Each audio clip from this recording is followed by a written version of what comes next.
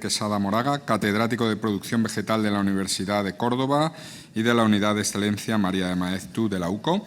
Nos va a hablar de si los bioplaguicidas son alternativa o complemento a los plaguicidas químicos.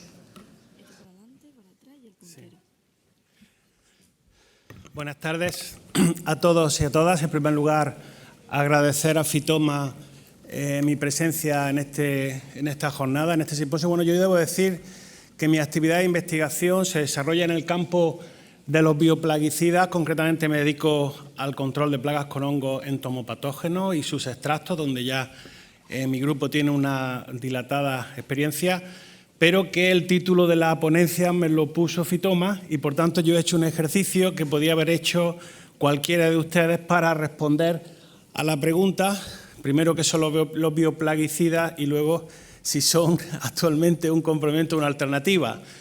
Tanto el trabajo que he publicado en el número de Fitoma especial que se dedica a la jornada, como lo que les voy a presentar aquí, hay una buena dosis de conocimiento científico-técnico basado en distintos autores y, por supuesto, un poquito también de mi opinión personal, que bueno, pues sería, por supuesto, susceptible de debate y donde no todos tenemos por qué coincidir. También debo decirles que esta mañana, por cuestiones logísticas, no he estado aquí. Comentaba el doctor Navarro que la mañana ha versado sobre aspectos legales y justamente yo había dividido mi presentación en tres grandes bloques. El primero, el camino, no sabemos si inexorable o no, hacia los bioplaguicidas y por qué hemos llegado a esa situación. El segundo, adentrarnos en el mundo de los bioplaguicidas y sus definiciones. Y el tercero, pues responder o tratar de responder con precisión a la pregunta sobre si son complementos o alternativas a los plaguicidas químicos convencionales. Bueno, la respuesta a la pregunta, pues yo supongo que se habrá tratado aquí esta mañana. Vivimos una situación, desde mi punto de vista, llena de controversias. Por una parte, una población mundial creciente. Bueno, pues durante la pandemia ya hemos visto situaciones poco deseadas de falta de alimentación en los supermercados, precios de alimentos que no son los que deberían existir, sobre todo alimentos básicos, una población mundial que crece y una vertiginosa reducción de la superficie per cápita por habitante, de la superficie agrícola por habitante. Esto es una cosa muy importante. O sea, cada vez hay que producir más alimentos con menos superficie cultivada, si no entramos en espirales de deforestación, que yo creo que hoy día no es posible. Además, los datos que hay sobre respuesta a esta población mundial y falta de tierra cultivable a través de la mejora genética no son muy halagüeños, porque se necesitaría un incremento de rendimiento anual del 2,4% para responder a 2050 con unas buenas producciones agrícolas, y se están consiguiendo incrementos que rondan el 1,2% en los principales cultivos. Todos los análisis que hay, tanto el que hizo Kramer en el 67, todos los del grupo de Oerkenbohm y el más reciente de Savary en el 2019 sobre las pérdidas mundiales de cosecha, pues nos transmiten una foto fija en los últimos 70 años. Han pasado distintos modelos de agricultura, agricultura productivista, agricultura sostenible, pero seguimos con el mismo problema, que el 30% mínimo de la población mundial se pierde por la acción de plagas, enfermedades y mala hierba. Y, por tanto, yo creo que más que nunca la protección de cultivos es un elemento fundamental en la agricultura sostenible. Hoy día, más que nunca, no nos queda otra que hacer que la protección de cultivos, o sea, de que perder o alcanzar la máxima producción potencial y no tener esas pérdidas que hasta ahora se están teniendo. Y la protección de cultivos en la Unión Europea es la que es. Yo creo que hay muchos autores que coinciden que la Unión Europea atraviesa, sin lugar a duda, una segunda revolución verde, lo viene haciendo durante todo el siglo XXI, incluso utilizando la palabra greening, aunque ahora yo creo que se ha quitado en la propia ayuda acoplada de la PAC, y se estableció en los primeros años del siglo XXI una estrategia temática para el uso sostenible de plaguicidas, que desembocó en la Directiva de Uso Sostenible de Plaguicidas y que más tarde parcialmente ha desembocado en el Pacto Verde. Una Directiva de Uso Sostenible de Plaguicidas que tenía una serie de recetas, que nos dio lugar en España a nuestro Plan Nacional de Acción, que ya ha sido revisado, ya hemos tenido tiempo para revisar el Plan Nacional de Acción 13-17 y ya se ha modificado recientemente en diciembre para publicar unas modificaciones que serían el Plan Nacional de Acción hasta el 26, creo. Curiosamente, todo esto ha desembocado en un movimiento muy importante de fusiones, compras, ventas de las grandes empresas. Hay que decirlo claramente.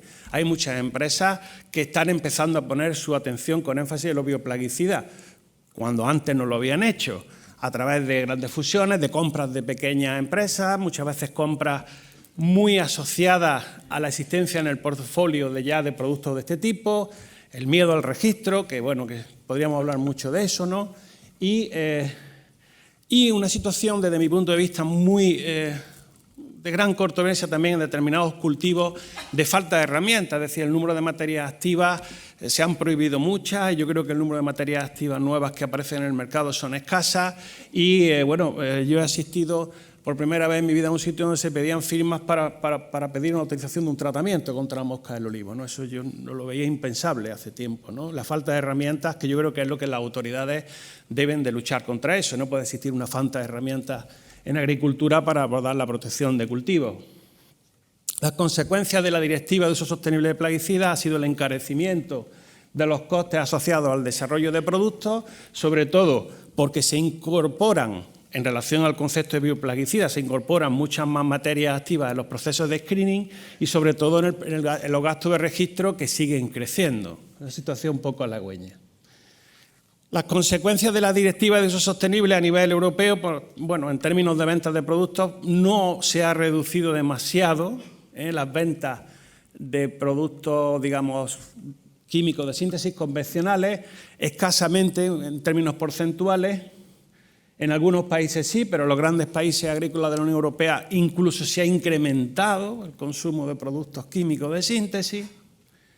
Y como consecuencia de eso, hace poco, en junio del 22, pues ya se discute en el contexto del Pacto Verde, una regulación del Parlamento que es un poco más agresiva incluso que la Directiva de Uso Sostenible de Plaguicidas, porque en vez de directiva es un reglamento y intenta, de alguna manera, responder a todo esto atajando esa reducción o haciendo más real posible esa reducción del uso de insecticidas químicos, con esa expectativa, en algunos casos, del 50% a 2030, ¿no? Bueno, una regulación que está siendo discutida y que, bueno, que está siendo muy contestada por algunos sectores. La buena noticia también, que yo creo que también está relacionada con todo esto, es que a final de agosto del pasado año ha habido 4 modificaciones de importantes regulaciones europeas para intentar facilitar el registro de algunos de los compuestos que definiremos como bioplaguicidas. Veremos también cómo resultan estas regulaciones. Bueno, los bioplaguicidas. No existe en la normativa europea ninguna definición. En el documento que les digo que se entrega en la documentación de la jornada es un artículo donde yo refiero casi todos los autores que han definido esto, pero sí que es cierto que en su artículo primero hace una gran declaración de intenciones en la propia Directiva de Uso Sostenible. Cuando habla lo dice hasta 6 veces. 6 veces menciona la Directiva de Uso Sostenible el empleo de alternativas no químicas, ¿no? Entonces, esa es una definición mía, basada en todas las que hay, ¿no? Los bioplaguicidas serían sustancias naturales, básicamente seres vivos, tanto micro como macro, o sus compuestos que son utilizados para la protección de cultivos, pero un aspecto muy importante, que deben de adolecer de los aspectos negativos de los tan denostados insecticidas químicos de síntesis. De ahí que en algunas regulaciones, por ejemplo en Estados Unidos, la Plant Protection Agency de los Estados Unidos tiene comités de personas que tienen que decidir en algunos casos si alguna molécula, a pesar de tener ese origen natural, se tiene o no que adaptar a la definición de bioplaguicida. ¿Qué serían los bioplaguicidas? Pues los microorganismos para control biológico de plagas, enfermedades y malas hierbas, bacterias, virus, hongos, protozoos, nematodos, los enemigos naturales invertebrados, entomófagos, sobre todo parasitoides y depredadores. Compuestos naturales, hay quien los define también como bioplaguicidas bioquímicos, sobre todo semioquímicos, como las feromonas, que ha presentado Vicente hace un ratito, producidos por plantas y producidos por microorganismos, y algo que también tiene cierta controversia. De acuerdo con todas las definiciones existentes, las proteínas de origen vegetal incorporadas en las plantas pues también se ajustarían a esa definición. Pero sabemos que esto tiene también su controversia. Y algo muy importante, ahí sí me gustaría hacer hincapié, no podemos confundir control natural con control biológico. El control biológico se mantendría como algo sensu stricto, sería el empleo de entomopatógenos, en el caso de plagas, entomopatógenos y entomófagos para control de plagas. Lo digo porque aquí también hay mucha controversia. El control biológico no es lo mismo que el control natural o basado en el empleo de bioplaguicidas. Algunos ejemplos, sin ánimo de ser muy estrictos, de compuestos y de microorganismos que están en el mercado. Ahí tienen bacterias en el mercado español, tanto para el control de plagas como de enfermedades, virus para el control de plagas y enfermedades, hongos para el control de plagas y enfermedades y nematodos, en este caso, para el control de plagas. Entomófagos hay distintas especies de parasitoides y depredadores. Este es un campo complejo, ¿eh? Ahí tienen algunos ejemplos, los semioquímicos claramente, las feromonas son los más importantes, y sustancias producidas por plantas, las zadirastinas, piretinas de origen, por supuesto, natural. En el caso de enfermedades también hay formulaciones de eugenol, geraniol, timol, extractos del árbol del té, y los producidos por microorganismos, si no me equivoco, de momento tenemos los dos que aparecen en pantalla, espinosad y abamectina.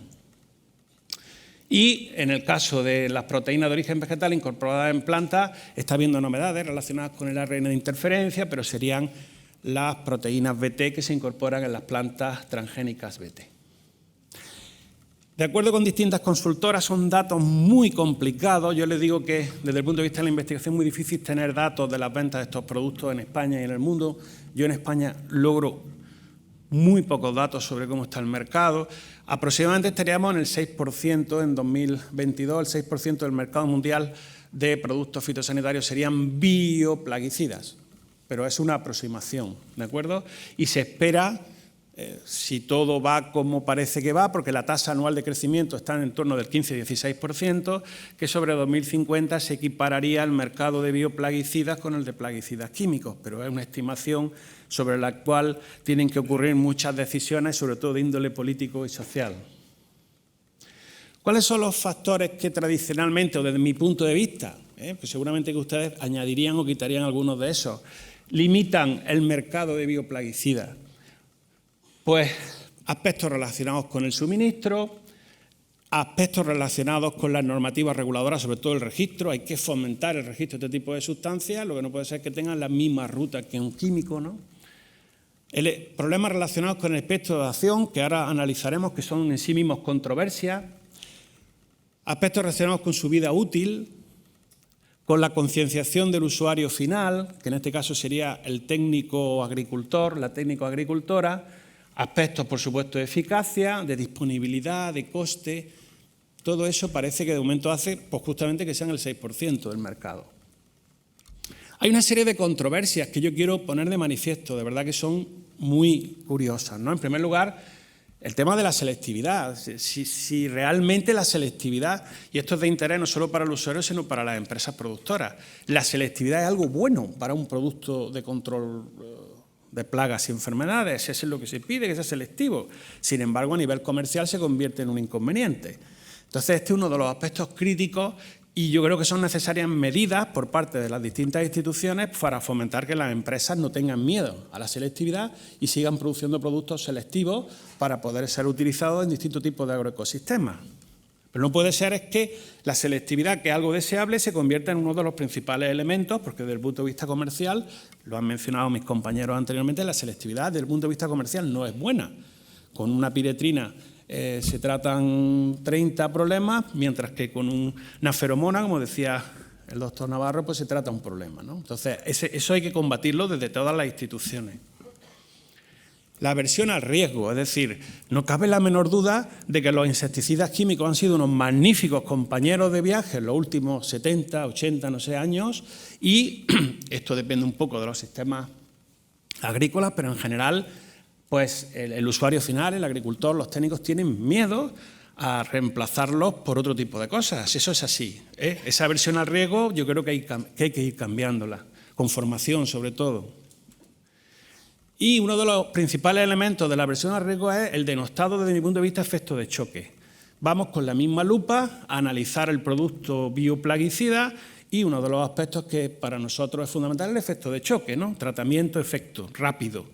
Y, desgraciadamente, todo lo que se aleje de un químico convencional nos aleja del efecto de choque. Y este es uno de los elementos, desde mi punto de vista, críticos, que hay que ir cambiando en los distintos agroecosistemas, en las personas que tienen la responsabilidad de tomar medidas, porque el efecto de choque está íntimamente asociado a la acción neurotóxica, de la cual adolecen muchos de los productos que se incluyen en el catálogo de bioplaguicidas. ¿Cuáles son los retos a que sean más alternativas que complementos? Bueno, en la actualidad, en función de si estamos en sistemas de producción integrada o producción ecológica, el edificio del control integrado lo fabricamos incluyendo insecticidas químicos, con lo cual los bioplaguicidas son, digamos, respondiendo a la pregunta, un complemento a los plaguicidas.